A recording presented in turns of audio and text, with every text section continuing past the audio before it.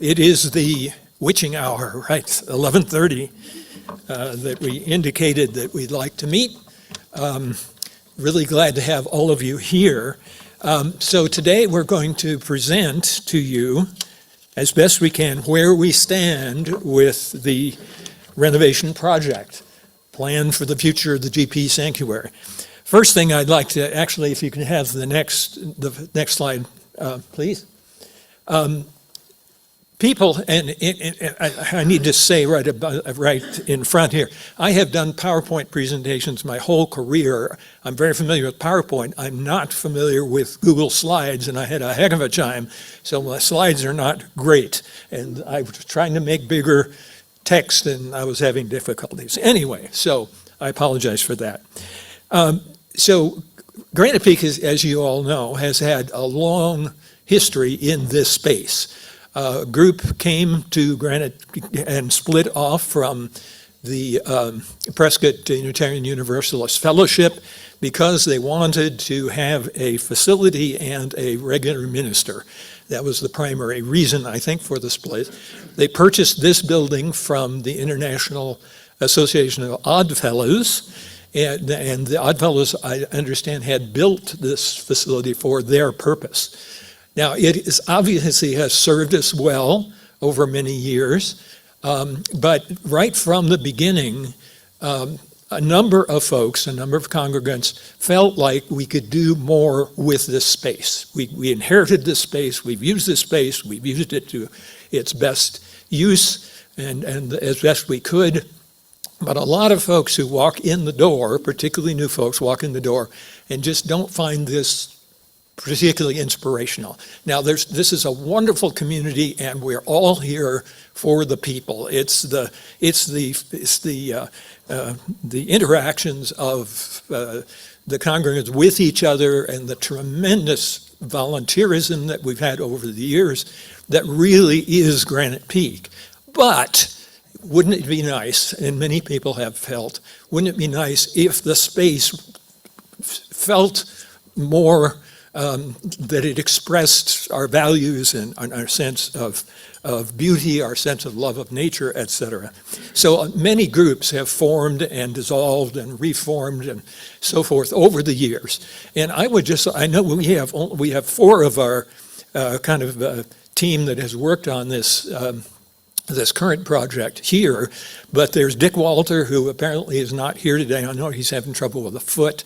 There's Bill Swellen, who is a relatively new member, but has taken a very significant role, and he is out of town today. I'm just kind of curious, among those who are here, other than these folks here, who has been involved in some kind of meeting about thinking about what this space might be? I know I have seen, so there's Wilfred, there's Joe, just lots of folks over the years have contributed, and some of these folks very recently have put together. So this effort that has really picked up speed over the last year or two is the result of a lot of thought and a lot of sincere efforts and hard work by a lot of people. Okay, so next slide, please. Let's see.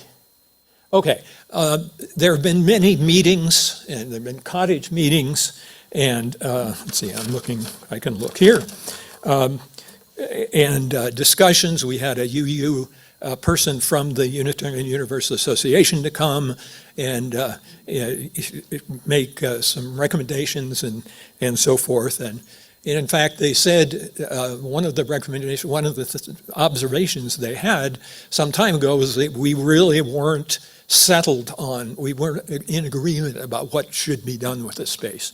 But since that time, a number of folks have gotten together and come up with a specific plan that I'll talk about today.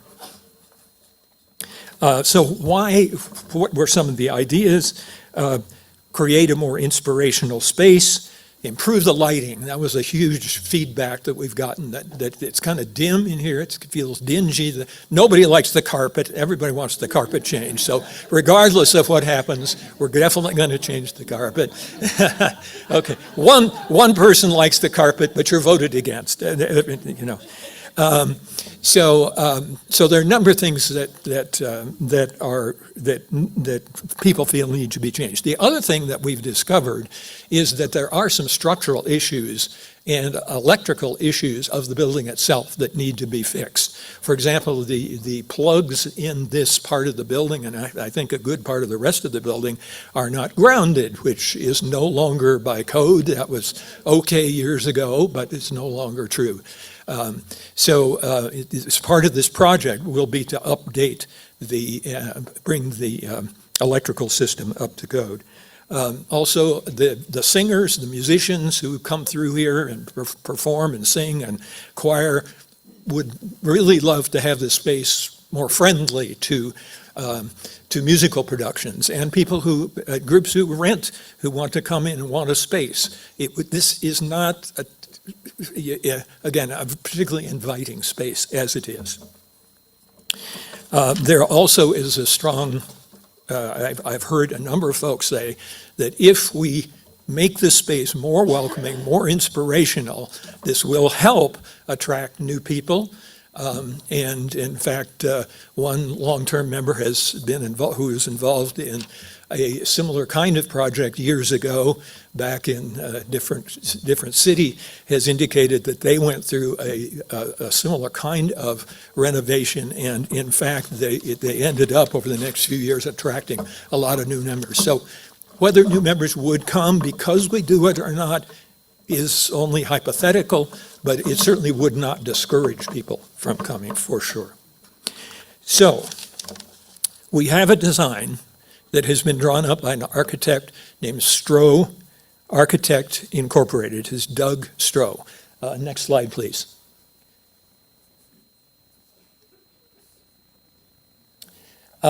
He has been in business for many years. He has designed many things, and in fact, if you, Martin, will you click on that link, please, for just a second, just to indicate some images of projects that he has done.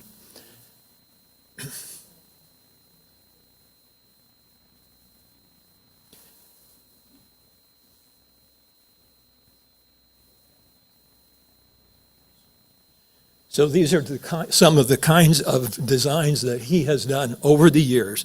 So he's clearly very experienced. He's worked in the community, not only in Prescott, but in Sedona and Las Vegas and so forth. So he has a great deal of experience in both creating new buildings and also in renovating existing buildings. So we have the group that has met has great confidence in his ability and his expertise. So going back to the original slide, please. So to describe the design that he has come up with, first of all, the congregation voted last, I forget exactly whether it was August or September, to go ahead and make a commitment to a capital campaign and raise money to create a vaulted roof. This is or vaulted ceiling. This is the biggest change that would be obvious. It would be a sense of space in this building. So the congregation voted on an intermediate plan to basically put scissor trusses onto the existing walls, which are 12 feet high. I think I said, if I put in here 10 feet, that's not correct. It doesn't look like I put it in. So these current walls are 12 feet high. So the plan that the group voted on was to put scissor trusses, which are basically like this. The outside pitch is steeper than the inside pitch, but it would create an inner vault that would greatly increase the height. As the committee continued to meet and discuss with engineers, et cetera, it turns out that we can't do that. We can't just put scissor trusses on the existing walls. The reason is there's no rebar in those walls. Those walls were not built in a reinforced manner when it was original, and so they will not structurally support it. So the architect came up with a relatively simple plan to simply build an interior wall, a 2x6 interior wall, which would be insulated, which is one plus. We don't have much insulation in these walls at the present time. That would improve the issue of energy efficiency. So to build walls interiorly and then put the scissor trusses on those. Well, when we discussed it with him, he said, that is not a particularly expensive thing to do, to build that kind of wall. It's basically carpentry and some wood. And his recommendation, and actually at least one other architect as well as a builder said, it would really be far better to increase the height of these. And there are two reasons that would improve it. First of all, the difference in cost between going with the 12-foot versus adding an additional 4 feet to raise the walls would not be that much and as a percent of the whole project. It's a little more wood, it's a few more nails, it's a little more insulation. So the difference in cost would not be particularly large, and it would greatly increase the sense of space within it. Then on top of those supporting walls, the trusses would be placed, and then you would have a vault. So the ultimate height of the building, of the sense of space in here, would be almost double what we've got here. If you look back here at where the wall is, it would be about 12 feet in addition. Isn't that right? But we'd be 4 feet high plus the vaulting height, and I forget the precise figure, 20 to 22 feet at the peak. So the sense when you walk in this space, instead of feeling like this is a long, flat space, you would walk in and this is quite a welcoming, inspirational space.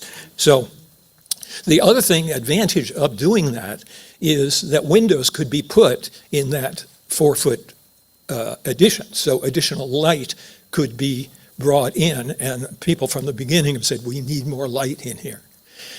Light is an important thing to keep in mind. So we want both natural light, but we also need much better light from what we've got.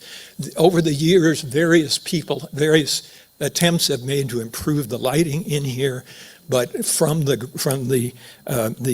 plan that the architect has, there's a lot of attention is being paid to getting sufficient illumination so that this feels like a well-lit space. The other thing that let's see. So build 2x6 supporting walls inside the current block wall, extend 4 feet above the existing walls to add height, and then the scissor trusses would be above that. Add windows above the block walls to I said create light. Again, that didn't mean create light. Let natural light in. Right. So you have better insulation. You have a much more sense of space in this building, and also having the interior walls will make it easy to do the rewiring, which is going to be necessary to add the grounding of the electrical system. The other thing is we've had our heating system coming out of these ducts that go underneath, kind of partially below the ground. A lot of folks have felt that there's sometimes kind of a musty sense of smell in here. The project proposes, in fact, to redirect the AC system up into the new roof system and have basically new clean ducts and so forth. So that should improve that situation too. Okay. So the next slide shows a rendition that the architect has produced. And I will tell you that this process, and I think I've indicated in a couple messages to you after Sundays, that this scheme, or construction diagrams of this design have been submitted to the city for permitting, and have also been submitted to a very experienced builder who I guess I didn't show you the website, but it is Bees Construction that's been in Prescott area since 1979. Brian is the son of the original founder. He's now the owner, and they have built many structures around Prescott and in other locations. So they are very experienced. Have associated with many subcontractors. So, so these are some of the buildings that Bees Construction has done. They've also done renovations of things. So the committee is very confident of their ability to do what they say they would do. So if we can go back to the rendition for a second. So windows would be in the area above the current wall, which is 12 feet. You notice that the pitch of the roof comes down. One feature of this building that we have had to keep in mind is it is oriented north to south. It's oriented north to south. If you have, we've had problems with these glass block windows over here, that in the mornings they're very bright and they end up pulling shades because the pianist can't see the piano and people, it's kind of a dim room anyway. If you've got a lot of light coming in there, it tends to cause your pupils to constrict and so forth. So the difference would be these windows would be up high, they'd be partially shaded so they're not going to be getting intense sunlight shining into the building, which tends to do from the morning sun on the east and the afternoon sun on the west. So the lighting situation would certainly be better, and again, a lot of attention is going to be paid to artificial LED lighting. Let me just finish my presentation, and then we'll be taking questions. Okay. Now, what you may be asking, what are these green areas along the sides of the building? Those are trellises with vegetation that would grow on them, some sort of ivy or some sort of vine that would that would look good year round. It would take a little while for them to grow, but the sense, I think, that the architect has is this has sort of an organic feel. It looks a little bit like the building is coming out of the ground. You've got vines that are not on the building itself, but are on the kind of a design element. You also notice that above the 12-foot wall, the material is hardy board, which is a cement board. It's basically a very permanent kind of solution. It would be painted, and the paint color could be selected, yeah, but he has chosen this particular color. You also note over in Davis Hall that he's added a few accents of that same material just to tie the building in to make it look like it's all one. Like it was all built at one time instead of added on and so forth. Okay. I just have a couple more things here. Oh, notice the windows in the front. A lot of discussion among the group went into what this front should look like, both from the outside and the inside. Nolene Patterson is the one who came up with this particular idea. The architect tended to like square windows, as you see along the side, and he had suggested some square windows. But again, if you're standing out there and looking at this in this direction, and the idea is to have probably 2 screens instead of 1 up here. You don't want a lot of light coming in to backlight what people are doing up front, right? So Nolene came up with this suggestion of tall vertical windows that would be stained glass. They're probably realistic. They're glass with an acrylic designed element over the top of them to look basically like stained glass, but much less expensive than true stained glass. And the committee, after discussing it and actually arguing with the architect to some extent, because he still likes his square windows, we really preferred this design. And the issue of what those windows actually look like is still uncertain. We're not thinking of representational art, but decorative, colored, patterned art that would basically be very striking when you walk in the door and see. The light would be showing you. Oh, can you show Nolene's picture? Russ has a picture that he gave Martin and so forth.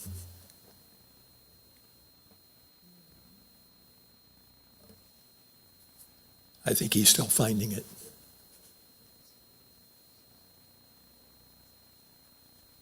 But the detail of exactly what's on the window is not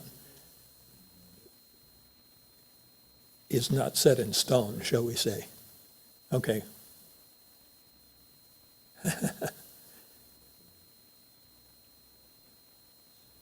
It says Nolene's design on it.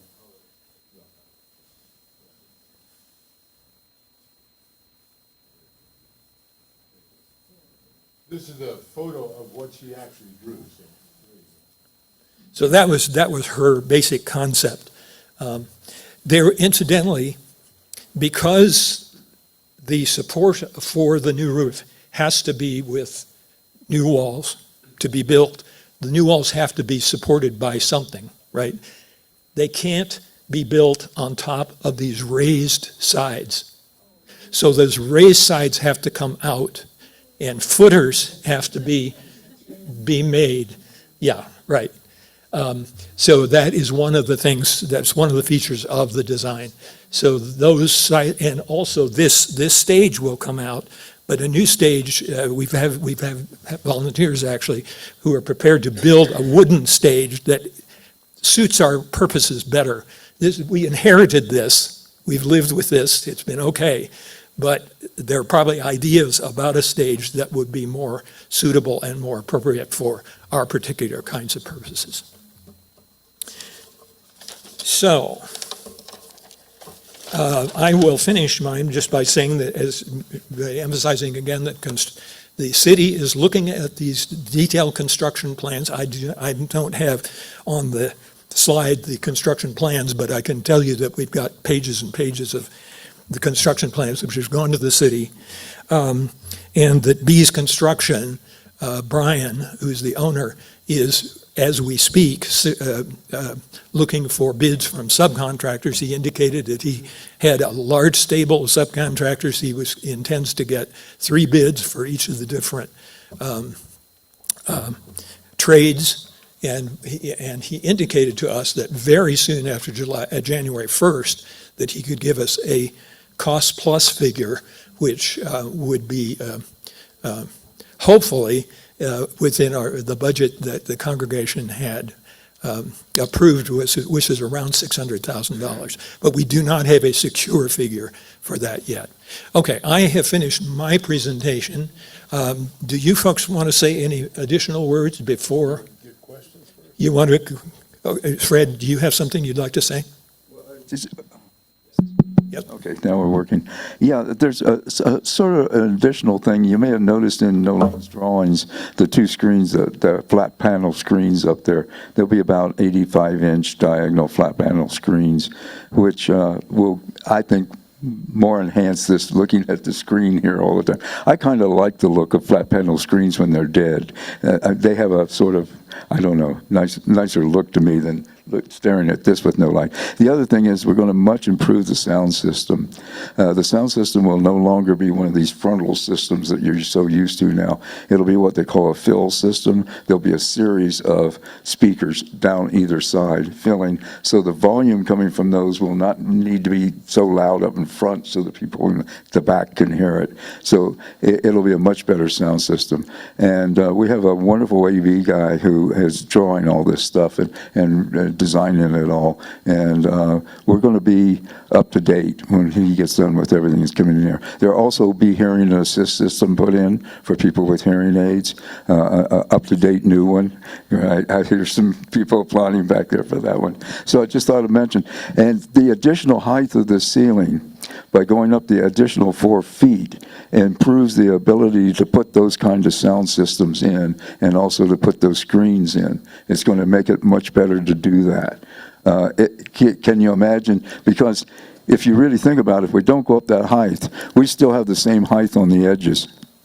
And the edges is where these things come in. That's where the sound comes in. That's where your screens are going to be.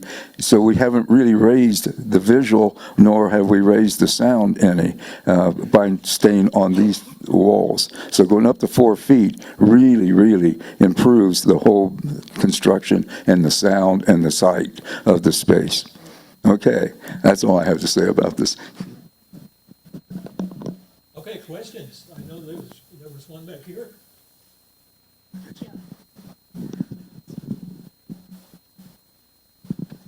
Two questions, actually, please.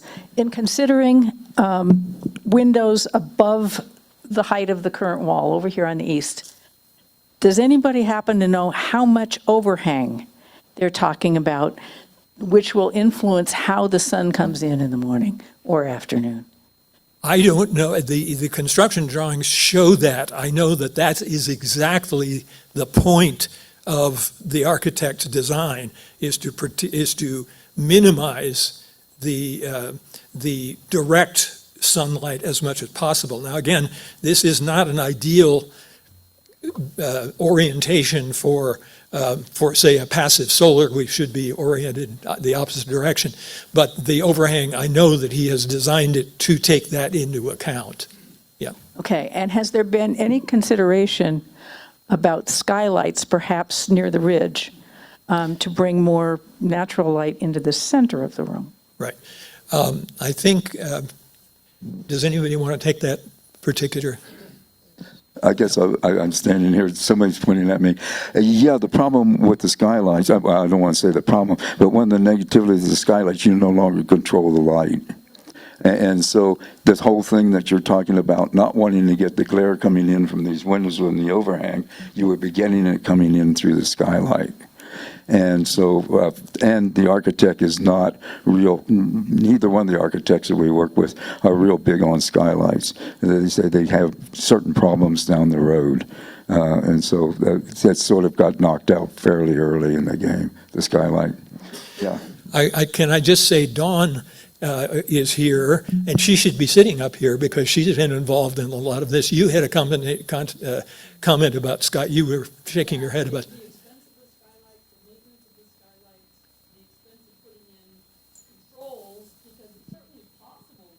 Skylights and have automatic closing and opening doors and all that, but it gets very, very expensive. And here in the summer, the heat we wouldn't be able to use it in the summer because of the heat, and in the winter it wouldn't really be that much for us, and it would be cold. And they do tend to leak sometimes. Yeah. John. I love the design and the whole concept and all of the discussion. There's just one small question. What has been set up as far as the bridge loan that's going to absolutely be required if we're going to start construction in February? I mean, it's nice that we got this all worked out, but you don't go like that and have the money just suddenly there. So what bridge loan is currently set up to allow construction to start when you're suggesting? As moderator, I'm going to put that on hold because these two folks are going to address that. Let's get other questions other than the financing out of the way first, then they'll take care of that. Okay. Yes. Oh, Jack. This is a really comprehensive plan. And I've got two questions. With the new interior wall, especially going up, what's the issue in terms of structural integrity of that interior wall? It's not going to be attached to the exterior wall, I don't imagine. And I'm concerned about that because we're going to be going higher. There's Yep. going to be some new footing in here. I'm just wondering, structurally, is the building going to be able to do it with these sort of like Right, new walls? right. And then the other question I have is, because this is such a large renovation, is the city going to require us to conform to current building code for the entire building? Okay, concerning, And then one other question too, I was just thinking of, because of this change, are we going to have to consider ADA compliance as well, Americans with Disability Act? Because we've got a couple non-complying bathrooms back there. right. And, I'm just wondering if this is going to be an expense for here and then another $500,000 for the rest of the building. Okay. Concerning structural integrity, the group met both with an architect and he has structural engineers in his stable in Stroh Architecture Incorporated, who have basically approved the design. So structural engineers have looked at that issue. I forget, in fact, does anybody recall about how they tie in to the wall? I don't remember the details on it, Well, but I know that it's been approved by structural engineers who say that it is definitely approved. And of course, the city will be looking at that issue too, the structural integrity. But Basically, we're building a new building. All the exterior walls are now they're just there for looks. They have nothing to do with the structure. There's no need to tie them in. We're basically building 4 new walls. So it's just a building inside a building, in a sense, if you want to look at it that way. So structurally, it's the same as if you were building your home. In terms of the ADA thing, since we first began this project, they've redrawn the flood plan, the floodplain plan, and we are no longer in a flood zone. And that being in the flood zone was one of the things that was going to require us to deal with the ADA thing as well. So we've been sort of grandfathered on what we're doing here, which I don't think means we will not necessarily look at the bathrooms at another point, but because that, I think ADA is an important thing. But at this point, we're kind of grandfathered in on that. So, and there was was your third? there was a third, what was your third? Well, just the general zoning or the building code compliance with the rest of the building. Right. This is something that we will find out in detail from the city. I know that Doug Stroh, the architect, as well as the builder, have long worked with the city and know what know what to expect from them. We also actually had an initial visit between the architect and the group and the city group that would be looking at it, and they had very little complaints at that point in the preliminary discussions. But of course, that is in their hands right now, and we will know hopefully within 6 weeks or 2 months exactly what 1 month. It's been estimated that we'll hear from the city in 1 month that would cover those details. Yeah. I have a question about, in raising the ceiling and vaulting it in the center, those of us who have that in our houses know that that's where your heat goes. Is there any plan for fans to take care of that issue?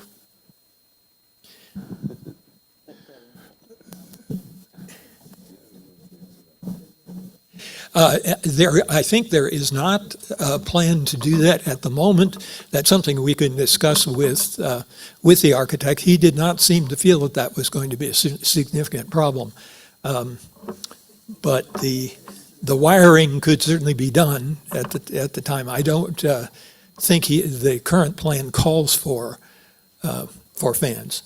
I would add to that with the AC coming in from up above, it's going to be, I think it's going to come down as cold air does come down. It should deal with that heat accumulating up there pretty well, I would think.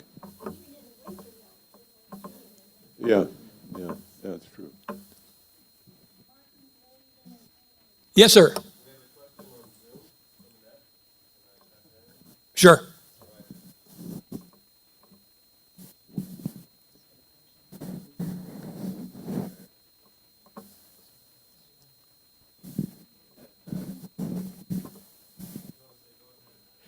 Annette, can you hear me? If you so, you can go I ahead. do.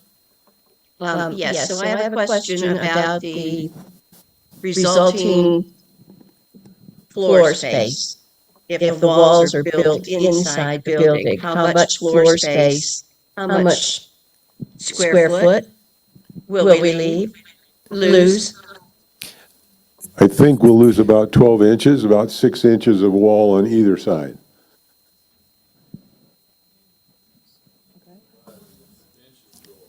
So a foot on each side. Yeah, the benches go away, and the wall would add about 6 to 7 inches, I guess, once you get wallboard on that, a little more than that. So a little bit of square footage, but not much.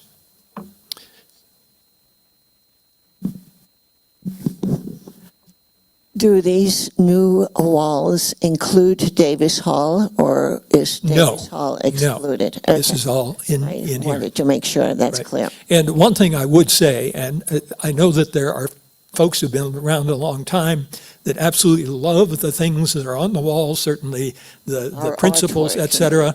We will have new walls. It's a blank slate. Think about what you would like them to look like, so it's that the design, the architect's design he's not an interior decorator. So that's something that groups here need to form and decide how they want to decorate. Yes, sir. Just for clarification, all the existing windows go away, or are any of them retained? Interestingly, if you look at the exterior design, you saw those trellises? There's going to be wall in front of them on the inside. The trellises with the vegetation will cover the outside. So there's not a plan to remove them, and I think that was just a matter of expense. I'm sorry. Right. Except for the upper, right.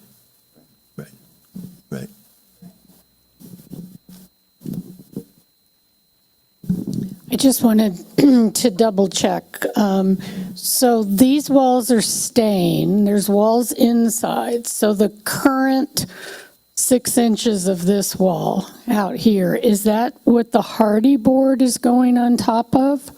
And will this structure hold the hardy board, or is the hardy board connected to the new wall and kind of hangs above the top of this? What connects the top of this to the new structure? The structure, the hardy board is going to be built on top of the wall. It's not going to be inside. It's all going to be on the outside. I'm sorry? No, it's on the outside of the current brick structure. Yeah. Yeah. It's going to be resting on the new wall, but overhanging the old. That's true. Right. Any more questions? I would, and actually I'll pass the torch to these fine people here, but I just want to say I have tremendous appreciation for all the folks over the years who have thought about this, worked, argued, discussed, et cetera, and particularly the more recent design team. I'm sorry a few of the folks who've been very, incidentally, Deidre Schwartz, Joe, Chris Hawthorne, Bonnie Ford, Joe Sprague have all been participating, particularly in terms of design issues. And Steve Lovejoy. And Steve Lovejoy as well. Yes, right. So it's quite a crew that's been really, and Bill Swalen, who is, yeah. And Yeah. Yes. I haven't heard anything about our transition. Where are we going to meet? And how are we going to accommodate parking? Because I assume some building itself is going to require space. So I would like to hear more about our transition. Do you want to handle that, or shall Yeah, I've been thinking about that for quite a while myself. One of the things, I think we're very fortunate that we have that fellowship hall right over there, and we're going to be using that for two purposes now for 4 or 5 months. So I am kind of envisioning that we'll have the chairs lined up there. We'll use the screen there to display things like we do in here. And then when the service is over and Roger has said his last, then it will just transform into coffee hour and we just go to the back and get our coffee. So I think that's going to work pretty well. The parking, we may have more limited parking because of work that's going to be going on over here, although I think a lot of the work is going to be probably not taking parking spaces. Another thing that comes into that, and Fred Krapps has already looked into this a bit, is storage for, we have over 200 black chairs in here, and they have to go somewhere. And so we're looking, we've actually, and I'm speaking for Fred here, he looked up what U-boxes cost. They're by U-Haul, that kind of thing. And also just, there is an agency here in the area that rents containers. So what we're likely to do is to rent a container to set out here, probably fairly close to the street, and we will just take stuff straight out here, and perhaps some stuff from Davis Hall because we might be a little crowded in there with everything that's in there now. And of course, we have to move this piano. We'll get somebody professional to turn it up and move it into Davis Hall, so we'll have the music in there. I don't know, there are probably a lot of things about transition I haven't thought about, but that's what I've thought about. I'm hearing two things, that these chairs are going into storage, and we're using Davis Hall, and we're going to sit on those metal chairs. That's the plan. Okay, well, we Well, we can could probably use do these that the other chairs and way put if the you- metal I know. chairs in the storage, yeah. Yeah. I don't think that's a, You have to bring your pillow for 4 months. No. Yes, Elaine, yeah. All we need is a disco ball. Yeah, I always like the disco ball. Yeah. Russ, I appreciate your, but, is this on? Yeah, it's on. Okay, I appreciate your thoughts on this, but I do think Lydia's comment is very good. We need the project team or another project team to go into detail on how we're going to have services and how we're going to function during the construction period. So that's my suggestion. Not an off-the-cuff, a detailed plan, but I'm so grateful you've started thinking about that. I'm sure there'll be more and more that will come up, and you're right, it's going to take more work. A quick note, it's possible maybe we could put the black chairs in the other room so that people can have comfy chairs. It'll be a lot easier to store the folded chairs. And those might be able to fit in my warehouse at my house and we wouldn't have storage fees. So that's a possibility too.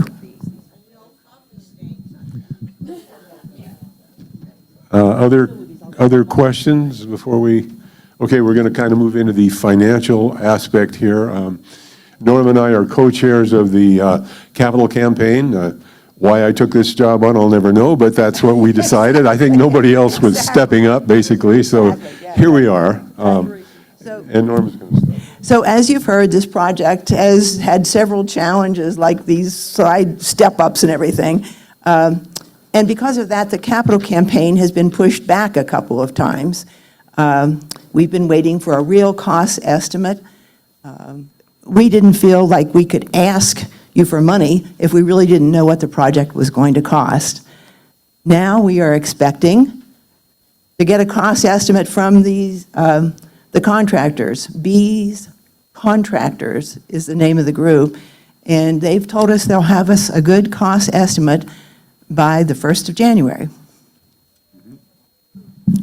So, yeah, that's what we're looking for, and there was considerable pressure to try and start the capital campaign before we had the estimated price, and it just didn't feel right to me to do that, because how can you ask people to give money to something they don't know the total cost of? So, we have decided that January the 17th is going to be the kickoff for this campaign. And interestingly enough, that's maybe 2 weeks before this room is demolished. So we'll be in here having a big party to kind of send it on its way, I guess you might say. But we'll have some piano playing from somebody I know very well, and we'll have all kinds of hors d'oeuvres and drink, and we'll have a brochure for you with some details. The brochure is probably going to have a kind of a pricing for the mechanical, the electrical, the demolition, all those framing, all those different parts, so you get an idea of what the total cost of it's going to be as well. So anyway, mark your calendars, January 17th. We want everybody to be here. This is 100% congregation joining in. And you have a question? Yeah, could I just finish, please? We've already heard from a few people who were ready to make their commitments early. So we've already received a few commitments. Based on the information that we've received to date, we expect to have approximately $250,000 in the bank by the end of January. Okay? And then, yes, we are looking at a bridge loan to cover the expenses, because the expenses will come in before all of the commitment money comes in. We're looking at a 2-year window. If you want to count 2024 now, we could say 3, but we're really looking for the commitment monies to all be paid to us by the end of 2026. So we do need a bridge loan, and we're looking into that. We've got some good leads on that now. Charlotte? Yeah, at this time, Barb and I would like to formally announce that there is no rummage sale in March. So you might want to be thinking about where you're going to store that for hopefully one in August. Yeah, right. Yeah, thank you. Yeah, and one of the things we want to point out is some of these dates, not the January 17th date, that's firm, but some of these dates are still a moving target. We need to receive the permits from the city before they can actually start to demolish all these steps.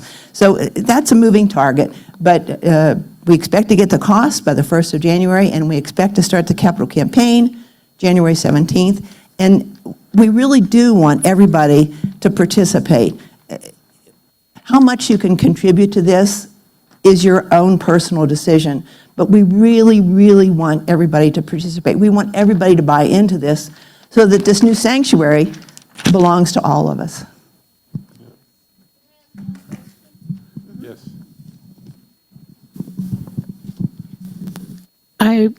I keep thinking about these 3 walls, so now I'm looking at this wall back here. So that wall will also be extended. How is that going to have an impact on the office or the foyer? And are we going to do something about those 2 little double doors? Yeah, that's very good. The double doors are going to be replaced with 2 3-foot wooden doors, so it'll be easier to get out of here, basically. And this door behind me is going to be replaced by 2 3-foot steel doors. And that, to some extent, is because when they do the demolition of all the concrete, you know, these air ducts are actually under the ground, underneath your feet. It's going to be a lot of work, and so they want to get some equipment in here to, so it's not all wheelbarrow and, you know, jackhammer work. So they'll be making this door a little bit bigger. Oh yeah, for sure. Yes. Okay. Yeah. Mm-hmm. One thing I was looking at was that the projection.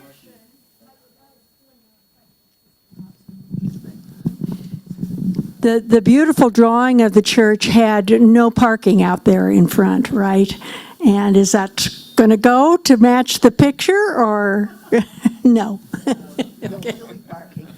That's what architects do. You know.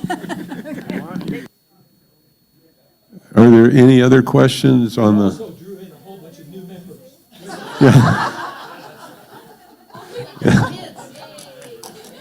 Yeah. There they are. They look like Unitarians, don't they? Yeah, where'd those kids come from? Oops, let Mary Ann here, have a moment. You got her? Okay. If we're not going to have a rummage sale, which I'm not surprised about, what are the board's plans for replacing the income projected for the rummage sale? We'll have to discuss. I think this issue just came up. Yeah. We often have adjustments over the, as the year approaches. We actually are running ahead at this point. The answer to your question is we haven't planned yet, but we will have to look at that. At the end of the year, we have typically had somewhere between $10,000 and $20,000 of surplus from different accounts that didn't get 100% spent. So, you know, in the overall scheme of things, I think that that $4,000 or $5,000, whatever, it will probably be there. So, but it'll mean less somewhere else. So. When it comes to the total cost and building and running into problems and so, what are the assurances that we are pretty well going to stay within the figures that have been proposed so far, so we are not finding ourselves suddenly, oh, this is going to cost another $300,000 more. Sorry about that, but you don't have a roof yet. So I know I'm not the only one who is concerned about that. What are the assurances for that? The B's is building it in. There will be, in the funds that he gives us, an extra 10 to 15% to cover overages. Yeah, it's called cost plus. Cost plus. And we have to put that money up front, and it goes into interest bearing. Well, it depends on what the final figure is. We don't know yet. We don't know yet. Well, once we get the final figures from the contractor, we can tell you what it is, but we don't have it. Yeah, we're sort of on board with that idea of knowing what the total cost is, because that's why we've delayed this as long as we have. We want to have that figure in hand. And if we don't need all the contingency money, whatever is remaining will come back to us as well. So. I'd like to just address the issue of the rummage sale. We think in terms of we're having one this year. It's just going to move from March to August. But that does mean it's in the wrong fiscal year. So it means this fiscal year will be short 4,000. Next fiscal year, if we do it in August and then again in March and get back on schedule, we will actually have 2 the following year. So we can make up some of whatever got lost. What a tremendous idea. Thank you. Boy, I'm busy today, aren't I? Yeah. I don't need to take a walk.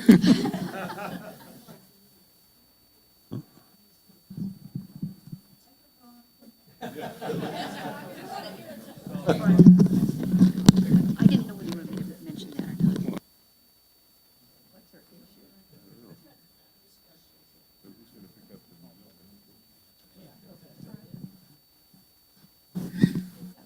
I don't know how to use this. I want to say something completely subjective, if it's worth anything, but I've been at many of the meetings, and when we met the contractor, we already had sort of bonded with the architect. This man wants us to make it in the budget. He talked about other church projects he's done. He's not out to add big overage. He's got so many protections built in for us. And afterwards, we all just felt he could be a great bluffer, and don't have to take my word for it, but a lot of us said when he left, this guy likes to build churches, and he cares about making his customers succeed, not fail in their plans. It's just a feeling that a lot of us felt, and if that's worth anything. Yeah, and he's also a longtime resident, family of this town. He really believes in what happens in Prescott and has contributed to an awful lot of things that people don't even know about. And he has actually built buildings at a loss to help things get done.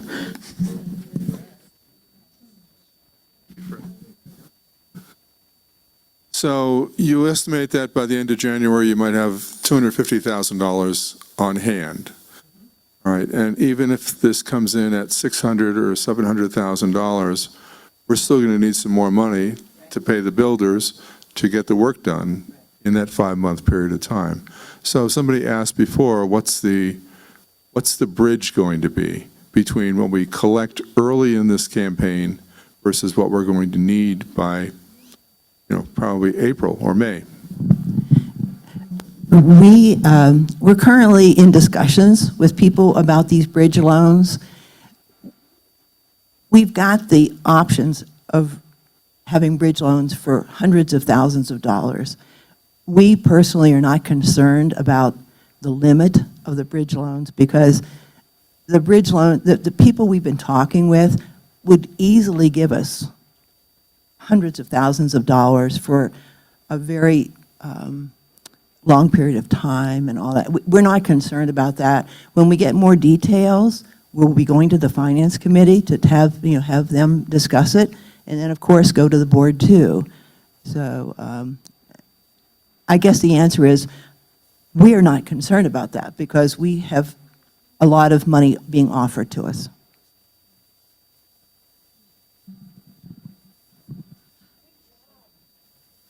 Any other questions? I guess I would like to say one final thing, and that is that the work of all this has been done by consensus by, 7 people on the project team, 11 people when you include the aesthetics committee, and we have done it all by consensus, and it has been kind of a joy to work with all these people. I mean, as much as I am looking forward to seeing this in the rearview mirror, it's been a good experience. So anyway, I want to thank all those people for doing that. Thank you.